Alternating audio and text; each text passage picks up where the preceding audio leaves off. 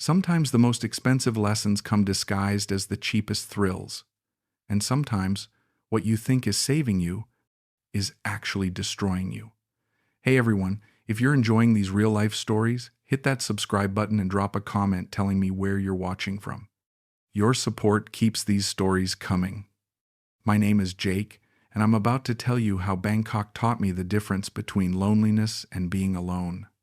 After my divorce in Tampa, I thought I had it all figured out.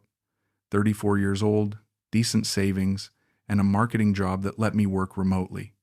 My ex-wife Sarah had taken everything that mattered, the house, the dog, and worst of all, my confidence. For months, I sat in my studio apartment eating takeout and watching Netflix, wondering if this was it for me. Then my buddy Marcus called with an idea. Dude, you need to get out of Florida. Go somewhere you can breathe again. Bangkok wasn't even on my radar. But a cheap flight and cheaper hotels?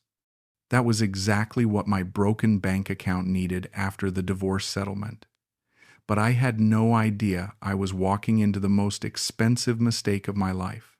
The humidity hit me like a wall when I stepped off the plane at Suvarnabhumi. Everything was different. The smells, the sounds, the chaos. For the first time in months, I felt alive. My hotel in Sukhumvit was basic but clean. That first night, I wandered the streets like a lost tourist, eating street food and dodging tuk-tuks. The city was overwhelming, but in a good way. It was exactly what I needed to forget about Sarah and our failed marriage. On my second day, while getting coffee near my hotel, I bumped into her. Literally. "Oh, sorry," she said in accented English, steadying the iced coffee I'd nearly knocked from her hands. Her name was Nim, 26, with bright eyes and a smile that made me forget I was supposed to be healing from heartbreak. She was a university student, studying business, and she spoke better English than half the people I knew back home. "You're American?" she asked, genuine curiosity in her voice. We talked for 20 minutes outside that coffee shop. She was different from the bar girls I'd heard about online. No heavy makeup, no pushy attitude, just normal. Sweet, even. What I didn't know was that normal was exactly what I was supposed to think. Nim offered to show me around Bangkok. Not for money, just to practice her English, she said. We spent the next 3 days exploring temples, trying authentic Thai food, and laughing at my terrible attempts to speak Thai. She was patient with my questions, never made me feel stupid, and seemed genuinely interested in learning about American culture. We visited Wat Pho, the Grand Palace, and tiny local markets where she translated everything for me. In Thailand, we say Jai Yen Yen, cool heart, she told me as we sat by the Chao Phraya River. You Americans always rushing. Here, we take time to live. For the first time since my divorce, I felt connected to someone. Not romantically, not yet, but as a human being who actually cared about what I had to say. She never asked for money, never suggested expensive restaurants. If anything, she saved me money by taking me to local places where foreigners never went. I should have known it was too good to be true. After a week of innocent sightseeing, Nim started opening up about her life. She lived with her sick mother in a small apartment. Her father had died when she was young. She worked part-time at a hotel while studying, sending most of her money home to support her family. Sometimes I think about giving up university, she confided one evening as we walked through Lumpini Park. It's so expensive and my mother needs medicine. That's when she mentioned the debt. Medical bills were piling up. Her mother needed surgery they couldn't afford. The stress was affecting her studies. But don't worry about me, she said with that beautiful smile. I'm strong. Thai women, we survive everything. My heart broke for her. Here was this kind, intelligent woman who had shown me nothing but generosity, struggling with problems I could easily solve. And that's exactly what she was counting on. It started small. Nim mentioned her mother needed $200 for medication. I offered it immediately. What was $200 to help someone who had made my trip so special? She protested at first, saying she couldn't accept charity. But when I insisted it was a loan, she reluctantly agreed. You are so kind, Jake. I promise to pay you back when I finish university and get good job. The gratitude in her eyes made me feel like a hero. For the first time since my divorce, I felt needed, wanted, important. A week later, she needed $300 for university fees. Then, $400 when her mother had complications. Each time, she showed me documents, hospital bills, university invoices, pharmacy receipts. Everything looked legitimate. I feel so ashamed asking you, she would say, tears in her eyes. But you are only person I trust. Red flags? What red flags? I was too busy feeling like Superman. By my third week, something had changed between us. The innocent hand-holding became longer embraces. The friendly kisses on the cheek became something more. I never feel this way with Thai men, Nim whispered one night as we sat on my hotel balcony. They don't understand me like you do.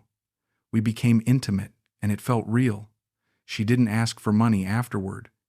She stayed the night, made me breakfast, talked about her dreams for the future. This wasn't transactional, this was love. Or so I thought. Maybe I don't go back to America, I found myself saying one morning. Maybe I stay here, help you finish school, take care of your mother. The joy in her face seemed so genuine. You would do that? For me? I was already planning my new life in Bangkok. What an idiot. Everything changed when Nim's mother needed emergency surgery. The hospital wanted $3,000 up front, and they were threatening to discharge her without treatment. She will die, Jake, Nim sobbed in my arms. I have nobody else to ask. My friends have no money. My family is poor. Only you can save her. I looked into her tear-filled eyes and saw desperation I recognized from my own divorce. The feeling of being powerless, watching everything fall apart. I had $4,000 left in my savings. It was supposed to last me another month in Thailand and cover my flight home. Okay, I heard myself saying, but I'll need to come with you to the hospital. I want to meet your mother. For just a second, maybe half a second, something flickered across Nim's face. Fear? Annoyance? But then the grateful smile returned. Of course, she wants to meet the man who saved her life. Looking back, that half second told me everything I needed to know. The next morning, Nim called crying. Her mother had taken a turn for the worse and been transferred to a different hospital. The surgery was happening immediately. They won't let visitors because of infection risk, she explained. But I take your money to hospital now, okay? You save her life, Jake. Something felt wrong, but her tears seemed so real. I handed over the $3,000, keeping just enough for my hotel and meals.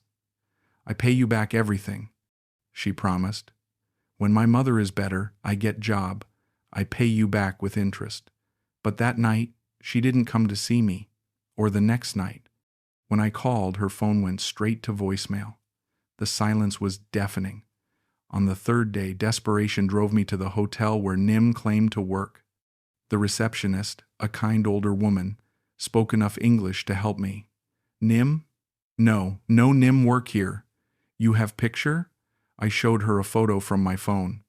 Her expression changed immediately. Ah, you mean Ploy? Yes, I know her.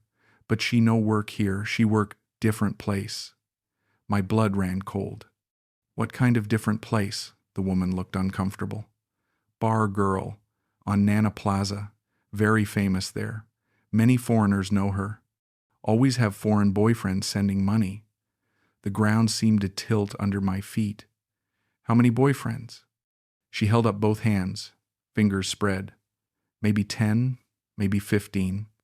All send money for sick mother's story. 15. I was number 15. I found her that night at a go-go bar in Nana Plaza, dancing in a bikini and heels, laughing with a German tourist who was buying her drinks. She saw me through the crowd and her face went white. She said something to the German man and rushed over. Jake, what are you doing here? My mother is still in hospital. I was just... There is no mother, I said quietly. There never was a mother. Her whole demeanor changed. The sweet, innocent girl vanished, replaced by someone cold and calculating. You think you are first foreigner to fall for Thai girl? You think you are special? She laughed bitterly. You give money because you want to feel important. You want to be hero. I just give you what you want. I trusted you. Trust? She looked genuinely confused. You pay for girlfriend experience. I give you girlfriend experience. This is business, Jake. You just too stupid to understand. The woman I thought I loved never existed at all. I spent my last $400 on a flight change to get home early. The 20-hour journey back to Tampa gave me plenty of time to replay every moment, every lie, every perfectly crafted manipulation. Back in my studio apartment, I did the math. $5,200 in 3 weeks. More than I'd spent on my entire marriage to Sarah. But the money wasn't even the worst part. The worst part was realizing how desperately I'd wanted to be needed, to be important to someone, that I'd ignored every warning sign. I found online forums where dozens of other men shared similar stories. Different names, different cities, but the same script. The sick mother story was so common it had its own Wikipedia page. I wasn't the first fool, and I wouldn't be the last. 6 months later, I was back on my feet. New apartment, new perspective, and slowly rebuilding my savings. The sting of embarrassment had faded, replaced by something more valuable: wisdom. A friend asked me if I regretted going to Bangkok. No, I realized. I regret being so desperate to feel important that I ignored reality. The truth is, Nim didn't steal my money. I gave it to her willingly because I was broken, and she offered me exactly what I thought I needed: to be someone's hero. She was a professional who recognized a lonely, divorced American and gave him a fantasy worth $5,200. In a twisted way, I got exactly what I paid for. The most expensive lesson of my life. You can't buy genuine love, but you can definitely rent a convincing imitation. Today, I'm remarried to an amazing woman I met at a coffee shop in Tampa, the same way I met Nim, actually. But this time, I knew the difference between someone who needed me and someone who valued me. Lisa doesn't need my money to survive. She has her own career, her own dreams, her own life. She chose to be with me not because I could solve her problems, but because she actually enjoyed my company. That's what real love looks like. Two complete people choosing to share their lives, not one person rescuing another. I still think about Nim sometimes. Not with anger, she was just doing her job. I think about her with the same way I think about that expensive watch I bought during my midlife crisis. A costly reminder that the most important things in life can't be purchased. Bangkok didn't teach me about Thai culture or foreign romance. It taught me about myself, and that lesson was worth every penny. If this story resonated with you, remember, your worth isn't measured by how much you can spend on someone else. Real love doesn't come with a price tag. Thanks for watching this story unfold. If you enjoyed it, smash that subscribe button and let me know in the comments where you're watching from. Your support helps me bring you more real stories from around the world.